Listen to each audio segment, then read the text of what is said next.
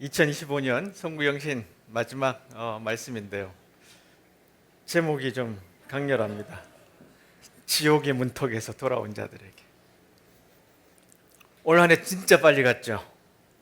그렇게 안 느끼십니까? 와, 다른 해도 이제 점점 빨리 간다는 이제 느낌이 오는 나이가 됐지만 2025년은 정말 빨리 간다 이런 생각을 종종 하게 됐습니다. 그 이유가 올 한 해 참 많은 굵직굵직한 사건들이 국가적으로 또 개인적으로도 많았습니다. 여러분 이렇게 사진 몇 장 보면 만약에 실제로 이 계엄이 성공해서 군사 권력들이 마음껏 폭력을 휘두르는 세상 속에 우리가 있었다면 아마 지금 우리는 지옥 속에 살고 있었을 겁니다. 수많은 사람들이 이렇게 은박지를 쓰고 저항하고 나가서 외쳤기 때문에 그나마 우리가 지옥의 문턱에서 돌아올 수 있지 않을까 그런 생각이 듭니다. 어마어마하게 더웠습니다. 그렇죠? 여러분 지금 다 잊어버렸지만 올 한 해 진짜 더웠습니다. 지구는 점점 뜨거워져 갑니다. 이런 계절적인 요인도 있었고 또 이런 분도 계셨습니다. 개인적으로도 참 어려운 일 많았습니다. 이렇게 시간들을 이렇게 되짚어 보면 절망의 구렁텅이 속에서 그냥 주저앉을 만한 사건들이 참 많았던 것, 그런 시간들을 생각해 봅니다. 그래서 오늘 하늘을 좀 돌아보면서 우리 모두에게 좀 정리하고 가는 시간 좀 되었으면 좋겠다 하는 마음으로 오늘 말씀을 좀 준비를 했습니다. 오늘 야고보 말씀을 좀 보면서 첫 번째, 비교의 눈을 거두고 다른 기준 앞에 서다. 야고보 사도가 이런 말씀을 하십니다. 만일 가난하거든 하나님께서 자기를 영적인 부자로 만드신 것을 자랑하라. 부하거든 영적인 부족함을 보여주신 것을 자랑하라. 여기서 자랑하라라는 뜻은 우리가 생각하는 일반적으로 내가 이렇기 때문에 막 내보이고 또 이것을 이제 사람들에게 좀 뿌듯하게 생각하는 마음으로 이야기하는 그런 자랑이 아니라 여기서 쓰인 자랑의 뜻은 기준을 바꾼다 이런 뜻입니다. 가난한 사람도 자기의 지금 상황이 어려운 것에 대해서 나 가난하니까 영적인 부자야 자랑하는 것이 아니라 그 물질적인 가난이 자기를 정의하지 않고 하나님께서 나를 영적인 부자로 만드신 것. 물론 가난한 사람 중에도 영적인 부자가 아닌 사람들이 많습니다. 자, 가난한 사람도 내 기준이 지금 상황에 있지 않은 것, 하나님이 나를 보시는 그 관점으로 기준을 세우는 것, 그것으로 삶을 보라 이런 뜻입니다. 부자도 마찬가지입니다. 내가 지금 물질적인 것 때문에 참 부족한 것이 없어 이렇게 생각할 수 있지만 또 반면으로 그것을 위해서 굉장히 영적으로 부족할 수 있습니다. 그러니까 부자들도 새로운 기준을 세워라. 왜냐하면 우리의 모든 삶은 결국 풀이 마르는 것처럼 꽃이 떨어지는 것처럼 시들고 끝이 난다. 그러니까 우리의 기준을 다르게 세워라. 그러니까 우리가 1년 동안 살아오면서 우리의 이 삶이 조금 더 나아지고 주님 닮아간다는 것은 세상적인 삶의 기준이 조금 더 영적인 기준으로 바뀐다는 것. 그것이 우리의 성숙을 또 말해주는 것입니다. 쇼펜하우가 아주 염세주의 철학자 이렇게 알려져 있지만 아주 중요한 이야기들을 또 우리 지혜를 많이 가르쳐 줍니다. 당신의 인생이 왜 힘들지 않아야 한다고 생각하십니까? 라는 책이 있는데 거기서 이런 이야기를 합니다. 요즘은 어린아이들마저도 가난을 죄로 여긴다. 가난을 죄로 여기는 사상은 사냥에 성공하지 못하면 그대로 죽어야 한다는 논리가 지배하는 동물의 세계에서나 가능한 발상이다. 이 땅에서 가난하다는 것은 수치가 아니다. 그것은 죄도 아니다. 무능력과 태만의 결과도 아니다. 가난은 원석과도 같다. 이 돌 속에 어떤 보석이 숨어 있는지 아무도 모른다. 이런 것처럼 우리가 잘 산다 이렇게 이야기하면 돈이 많다 이렇게 통용되지만 우리가 진짜로 잘 산다는 모습은 가난 속에도 보석이 있을 수 있다는 겁니다. 그곳에서 주님과의 관계가 어떤지를 통해서 우리가 정말 어떤 상황에서도 만족하고 기뻐하며 살 수 있게 되는 것입니다. 그가 연속해서 말하기를 만약에 내 안에 이 비교의식만 있다면 이런 일이 일어난다는 거예요. 이 세상에서 나만 외롭고 나만 힘들고 나만 피곤하고 나만 희생당하는 망령에 사로잡힌다. 우울의 망령에 완전히 정복당하고 나면 사람의 영혼엔 오직 분노만이 남게 된다. 외로워서 화가 나고 피곤해서 화가 나고 남들이 행복해서 화가 나고 마침내 화만 나는 내가 싫어서 미칠 듯이 화가 난다. 비교하게 되는 삶을 살게 되면 자꾸 이런 분노가 우리 속에 자리 잡게 된다는 것입니다. 그러면 결국 계속해서 내 삶은 더 불행해지는 그런 악순환의 사이클을 타게 되겠죠. 자, 그래서 잘 사는 삶이란 무엇을 추구하는 삶인지 우리가 다시 한번 이런 연말에 깊이 진지하게 고민해 봐야 합니다. 한 해를 돌아보면서 행복한 삶이 곧잘 사는 삶이라고 쉽게 단정 지어서는 안 된다. 마찬가지로 어떤 결과를 쫓는 삶이 곧잘 잘 사는 삶이라고 생각해서도 안 된다. 어떤 결과가 좋으면 잘 살았고 결과가 좋지 않으면 못 살았다는 생각에서도 조금 더 자유로워져야 된다는 것입니다. 팀 켈러 목사님도 이런 이야기를 합니다. 내 정체성의 기초를 예수 그리스도가 해주신 일과 내가 그분 안에서 은혜로 영원한 이름을 얻었다는 사실에 둔다면 나는 한편으로 누구에게 우월감을 품을 수 없고 또 한편으로 어느 누구를 두려워할 필요도 없다. 아예 자신을 그들과 비교할 필요가 없다. 내 정체성의 기초는 나를 위해 배제되신 분, 나 때문에 쫓기신 분, 원수를 사랑하신 분께 있다. 그래서 나도 타자를 포용하는 사람으로 변한다. 과연 우리 그리스도인으로서의 정체성이 어디에 있는가? 세상 사람처럼 비교의 기준에 둔다면 늘 우울하고 행복했다가 불행했다고 하는 이런 사이클 속에 빠질 수밖에 없지만 나의 온전한 정체성이 나를 위해 죽으신 예수 그리스도 안에 있다면 그 비교의 대상에서 자유로워질 수 있다고 그렇게 우리는 믿고 또 가르침을 받습니다. 팀 켈러 목사님이 또 다른 책에서도 이런 이야기를 합니다. 복음을 통해 진정으로 겸손해진 사람은 바로 지금 자기 앞에 있는 사람에 대한 관심으로 충실합니다.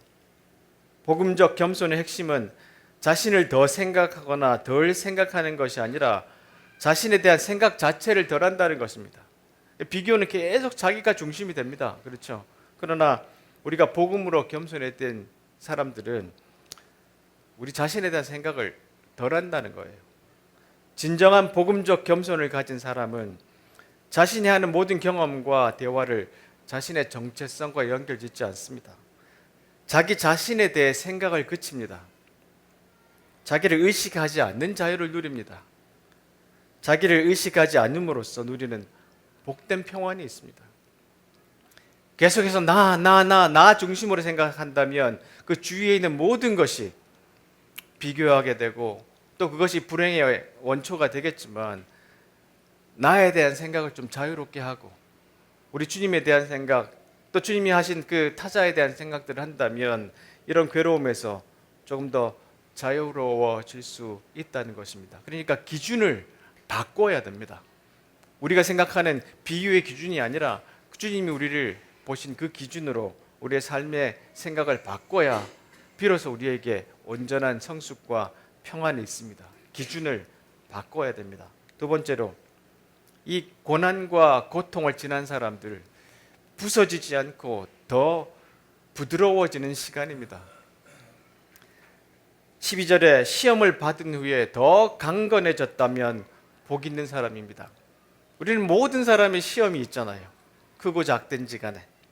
그러나 그 시험을 우리가 받는 이유는 그것 때문에 부서지는 것이 아니라 더 유연해지고 부드러워지는 그런 사람이 되는 것입니다. 여기는 강해졌다는 말 표현으로 들을 수 있는데 저는 이것이 좀 더 부드러워지는 것이 더 강해지는 것이라는 생각을 나이가 들면서 하게 됩니다. 여러분 혹시 레버넌트라는 영화 보신 분들 계신가요? 레버넌트.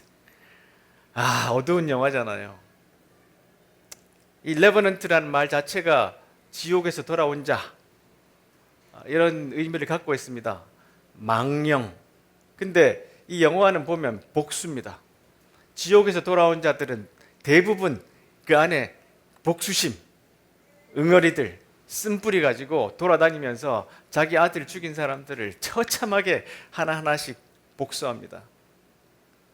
근데 오늘 제목이 지옥의 문턱에서 돌아온 사람에게 그런 이제 제목을 정했잖아요. 고통과 어려움과 이런 압박을 당한 사람, 우리 그리스도 안에 있는 사람들은 복수심으로 행동하는 사람들이 아닙니다. 부서지지 않고 부드러워지는 사람. 그것이 우리가 한 해를 통해서 조금 더 기억해 봐야 될 지혜가 아닌가 싶어요. 자, 쇼펜하우어가 이런 이야기 합니다. 중대한 원칙이 있는데 불행이 터졌을 때보다 불행이 지나간 후가 더 중요하다. 그 일이 벌어지지 않았기를 기대해 봐야 소용없다. 불행이 원인이 되었을지도 모르는 자신의 태만이나 무모함, 불성실을 후회하기도 늦었다. 불행은 그 자체로 징계다. 불행이 이미 지나갔는데 자기 징계를 반복하는 것은 그 자체로 또 다른 불행을 불러오는 비극이 된다. 명백히 저지른 실수에 대해 변명하거나 축소하거나 비화할 필요는 없다. 깨끗이 인정하고 징계를 받고 우연히 생긴 비극으로 인생의 페이지에 적어둔 뒤에 책장을 덮어버리면 그만인 것이다. 자, 불행이 왔을 때 받아들이고 인정하자. 그리고 책장을 덮어라. 그렇게 이야기합니다. 이것도 맞는 말일 수도 있는데 파크 제이 파먼은 조금 더 이것을 승화시킵니다. 이렇게 이야기하는데요. 고통은 죽음이 아닌 생명을 가져다주는 무언가로도 변형될 수 있다는 거예요. 이 고통이라는 것이 우리를 부서지게 만드는 것이 아니라 생명으로 나아가게 하는 그런 조건이 될 수도 있다는 것인데 그런 일이 매일 일어납니다. 이 나이가 되니 이분이 한 70대에 이 책을 쓰셨는데 자기 생애에 가장 사랑스러운 사람을 잃고 고통받아온 사람을 저는 많이 알게 되었습니다. 처음에 그들은 깊은 슬픔에 잠깁니다. 다시는 가치 있는 삶을 살 수 없으리라고 확신하면서도. 그러나 그들은 서서히 한 가지 사실을 깨달아갑니다. 그런 상실에도 불구하고가 아니라 그것 때문에 더 성숙하고 자비로운 사람이 되었다는 것. 타인의 슬픔과 기쁨에 더 마음을 쓸 수 있는 역량이 생겼다는 것입니다. 이들은 마음이 부서진 사람들입니다. 한데 그들의 마음은 부서져 조각난 것이 아니라 부서져 열린 것입니다. 어떤 깊은 고통과 슬픔을 당하면 이것이 끝이라고 생각할 수 있는데 많은 사람들이 오히려 그 고통과 슬픔을 지난 다음에 더 성숙하고 자비로운 사람이 된다는 겁니다. 오히려 이렇게 강인하고 고집스러웠던 사람들도 이런 고통과 고난과 슬픔 속에 끼어져서 자기가 열리는 그런 경험을 한다는 것입니다. 그래서 우리가 고통과 고난을 받으면 지옥의 문턱에 갔다가 돌아온 사람들의 모습은 복수하는 사람들이 아니라 이렇게 깨져서 열린 사람들, 조금 더 부드러워지는 사람들, 이런 모습이 주님 우리에게 또한 1년을 통해서 배우라고 하는 말씀 아닌가 싶습니다. 가치 있는 삶에서 미로슬라브 볼프가 이런 이야기합니다. 깨달음이 주는 만족은 평범한 쾌락 또는 고통과 전혀 다른 정신적 차원에 존재한다. 깨달음으로 얻은 만족은 즉각적인 감각을 초월하는 고요함이니 이런 경지에 오는 사람은 당장 눈앞의 감정에 연연하거나 집착하지 않는다. 이런 깨져서 열린 사람들, 부서지지 않고 부드러워지는 사람들의 이런 경험들을 하는 이 깨달음을 가진 사람들은 어떤 눈앞의 감정에 연연하지 않고 깨달음이 주는 깊은 만족 속에 살아갈 수 있다는 겁니다. 우리가 말씀 속에 거한다면, 또 주님께서 우리에게 주시는 이런 귀한 지혜와 교훈들을 마음속에 깊이 간직하고 있으면 일희일비하지 않고 조금 더 성숙한 사람이 된다는 귀한 교훈입니다. 역설이라는 책에서 파크 제이 판머는 또 자기가 했던 경험들을 비슷하게 여기다가 또 설명을 합니다. 십자가의 길은 고통을 전가하는 것이 아니라 끌어안는 길이며, 파괴적인 충동에서 비롯된 고통을 창조적인 능력으로 바꾸는 길이다. 지옥의 문턱에서 돌아왔을 때 그것이 어떤 복수가 아니라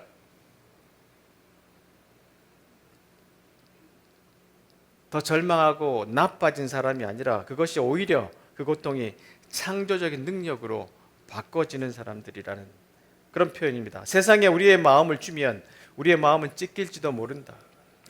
하지만 그렇게 찢겨서 열린 마음은 우리가 가진 사랑보다 더 큰 사랑이 흐를 수 있는 통로가 된다. 사랑의 능력으로 고통이 변화될 때라야 진정한 혁명, 즉 우리를 평화로운 나라로 인도하는 혁명이 일어날 수 있다. 우리 마음을 내주면 참 찢깁니다. 고통받습니다. 그러나 그런 것들을 통해서 우리가 점점 더 열리는 경험을 하고 성숙하고 성장하게 된다는 것입니다. 세 번째로, 유혹은 밖에서 오지 않고 마음에서 자란다. 오늘 야고보 사도는 이렇게 말합니다. 시험을 받을 때에 하나님이 나를 시험하고 있어, 이렇게 말하지 말라고 이야기합니다. 근데 이걸 다른 표현을 하면, 내가 지금 어려운 고통을 받고 있는데 자꾸 남에게 그 원인을 돌립니다. 누구 때문에 그래? 저 사람 때문에 그래? 이 상황 때문에 그래? 근데 실제로는 이런 모든 고통과 유혹들은 밖에서 오는 것보다 내 안에서 자랄 때가 많습니다. 쇼펜하우어가 말한 것들을 좀 모아놓은 사는 게 고통일 때라는 책에서 그가 이런 말을 했다고 해요. 인생은 고통과 권태 사이에서 오가는 시계추다. 인생은 채워지지 않는 욕망으로 인해 느끼는 고통과 욕망의 충족 이후에 들어서는 권태 사이를 오락가락 하다가 죽음으로 끝나는 것에 불과하다. 염세주의자 맞죠? 평범한 사람들이 충족되지 않는 욕망에 시달린다면 넘쳐나는 부 때문에 아무런 걱정 없을 것 같은 사람들은 권태에 시달린다. 근데 잘 관찰한 것 같아요. 우리가 막 이거 원해요 라고 욕망하다가 그거 채워지면 금방 시들시들, 또 그게 안 되면 그 원망이 우리 속에 많다가, 이런 삶을 시계추처럼 왔다 갔다 하는 인생이라면 얼마나 우리가 참 비참하겠습니까? 우리가 왜 그리스도인이 되었겠습니까? 이것과는 달라져야 되겠죠. 그래서 톰 라이트 주교가 이런 이야기를 하세요. 우리에게 갑자기 어떤 시험이 닥쳐서 미처 생각할 겨를이 없을 때는 우리의 본성이 있는 그대로 드러나는 법이다. 보세요. 갑자기 어떤 시험이 닥치면 충분히 생각해서 반응하지 않고 어때요? 내 원래의 모습이 그대로 드러나잖아요. 그렇기 때문에 성품이 우리 존재 전체를 장악할 필요가 있다. 우리가 배워야 할 마음의 습관은 예수님이 성취한 것을 붙잡아 그것을 우리의 것으로 삼는 습관이다. 그러니까 우리가 어떤 일이 닥쳤을 때 훈련되지 않으면 우리 속에서 원래 본성들이 이렇게 확확 드러나요. 이런 지옥의 문턱 같은 일을, 어려운 일을 당할 때 내가 그동안 그리스도인에서 훈련되지 않으면 나의 모습은 굉장히 폭력으로, 아니면 비난으로, 아니면 더 심하게는 아주 냉소적으로 변할 수 있습니다. 그러니까 우리의 성품이 달라지는 습관들을 계속해서 세워가야 된다는 것이죠. 바깥에서 오는 시험보다 내 내면에서 자라는 시험들이 더 크다는 것을 기억하시면 좋겠습니다. 자, 그래서 이것이 우리가 돌아서야 돼요. 회심해야 되는데요. 세상의 결핍놀이를 가져와서 그것을 뒤집어 엎는 일을 해야 됩니다. 움켜 잡으면 없어지고 내려놓으면 풍성해진다. 하나님이 결핍을 두려워하는 우리에게 바라시는 것은 탐욕으로 가득한 자본주의가 아니라 우리가 추구하는 정체성과 안위를 결코 돈으로 살 수 없다는 영적 통찰이다.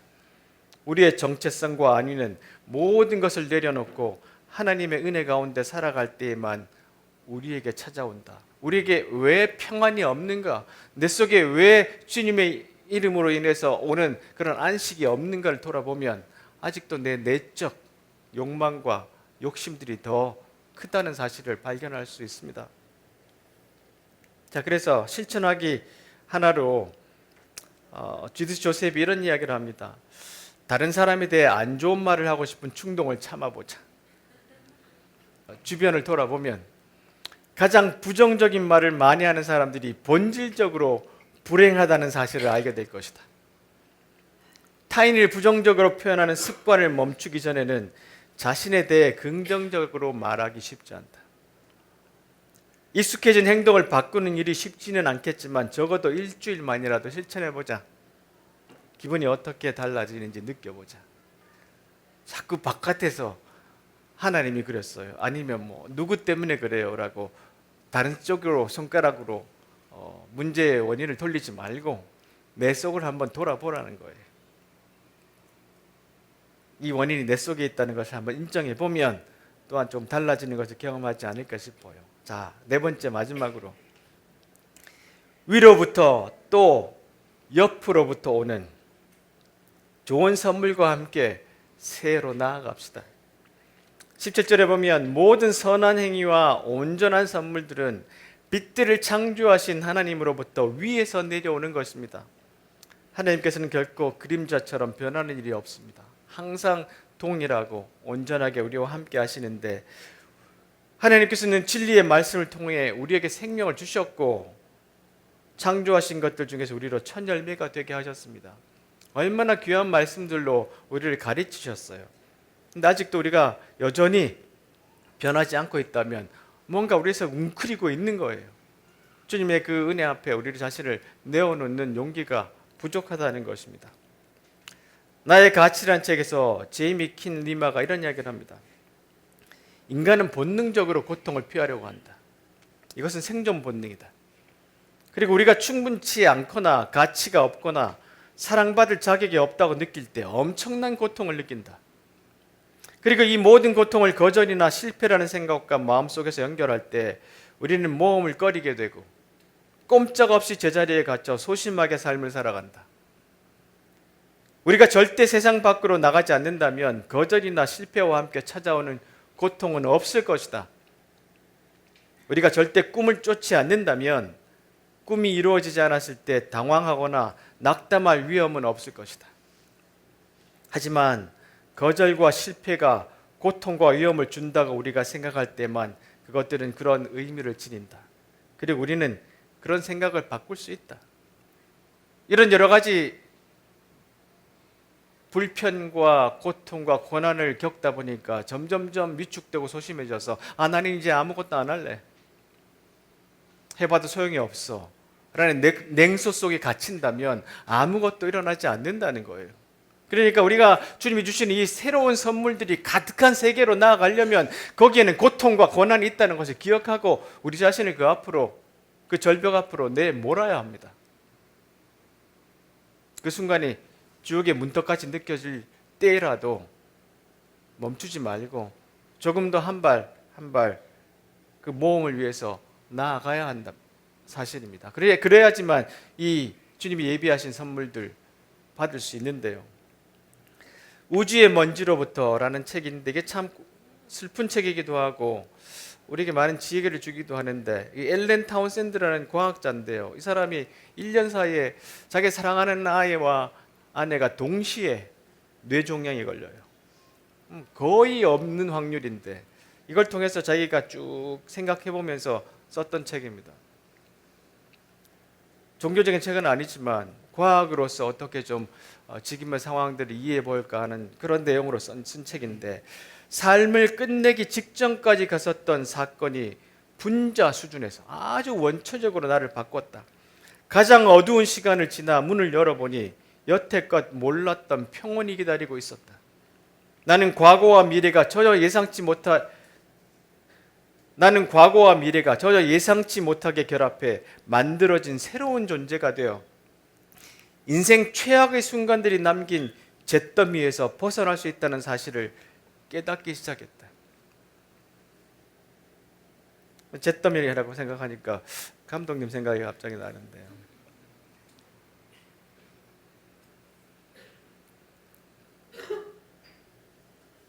그날 이렇게 기억합니다. 주일날인데 제가 저 방 안에서 이렇게 설교 마무리를 하고 있는데 바깥에서 한숨 소리가 계속 들려요. 그래서 나와 보니까 제가 감독님을 안 지가 10여 년이 넘었는데 가장 쪼그라든 모습으로 사색이 돼서 앉아 계셨어요. 그래서 제가 옆에 앉아서 설교 전이라 아주 상세하게 물어볼 수 없었는데 어제 농막에서 불이 났다고. 근데 그 사건을 제가 이제 잘 알고 있으니까 옛날에도 그런 경험이 있으셨고 참 힘들었던 과정이었다는 생각이 들어요. 그날 마침 또 김고은 집사님 대표기도였어요.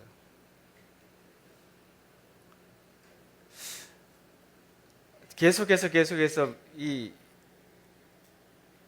사건들을 느끼면서 참 힘드셨다는 그 과정을 알고 있는데 이건 진짜로 힘들겠다. 이런 생각을 하게 된 시간이었죠. 근데 그 이외에도 우리 서연 자매 동생 사건이 또 알려질 때 우리가 얼마나 놀라고 어려웠습니까? 그렇죠? 그리고 여기 안에는 뭐 사업 때문에 지옥의 문턱에서 왔다 갔다 하는 그런 우리 형제들 자매들도 있고 가정도 지옥의 문턱에서 들락날락했던 가족들도 있고 미십 5년에 참 힘든 과정을 거치고 앉아있는 분들이 여기에 다 있습니다. 교황께서 이런 얘기를 하셨어요. 희망을 품는다는 것은 인류가 겪는 악의 비극을 외면하는 순진한 낙관론이 아닙니다. 나아질 것이라는 이 희망론은 그냥 단순한 낙관론이 아니라 진정한 희망이란 어둠 속에 갇히지 않고 과거에 발목 잡히지 않으며 현재에 안주하지 않고 내일을 밝게 바라볼 줄 아는 마음의 힘입니다. 우리 그리스도인들은 안주하지 않고 기뻐하며 살아가야 합니다. 행복은 언제나 만남을 통해 찾아옵니다. 우리의 곁에 모든 일을 그리스도를 직접 만나는 소중한 기회로 삼아야 합니다. 이 시대의 복음화는 바로 이런 기쁨과 희망이 물결처럼 번져나갈 때 이루어질 것입니다. 은혜는 하늘에서부터 위로부터도 오지만 제가 경험한 것은 옆으로 옵니다. 옆에서. 만약에 혼자 저렇게 잿더미에 앉아 계셨다면 못 일어났을 거예요. 근데 성도들이 연락해주고 찾아가지고 함께 땀을 흘려주고 계속해서 격려하고 이렇게 세울 때 지옥의 문턱에서 돌아올 수 있게 되고 서연자매도 어려운 상황이지만 우리 권사님과 몇 분들이서 지금도 계속해서 연락해주고 묵상하는데 아마 서연자매 묵상도 아마 책으로 내도 될 것 같아. 깜짝 놀랄 정도로 예수님을 믿은 지 몇 년, 1, 2년밖에 안 된 자매가 이 어려운 상황을 당하고 저렇게 깊어질 수 있나. 깜짝 놀랄 묵상들을 전해옵니다. 하늘이 주신 선물은 옆에서 옵니다. 그래서 우리가 좀 더 옆에서 오는 선물이 되었으면 좋겠다 그런 생각이에요. 나도 이 사람에게 나도 저 사람에게 부족하죠. 저도 많이 부족하고 그럼에도 불구하고 나도 저 사람에게 주는 선물이 좀 되면 좋겠다. 그런 마음으로 또 새해를 살아가면 좋겠습니다. 기도하겠습니다.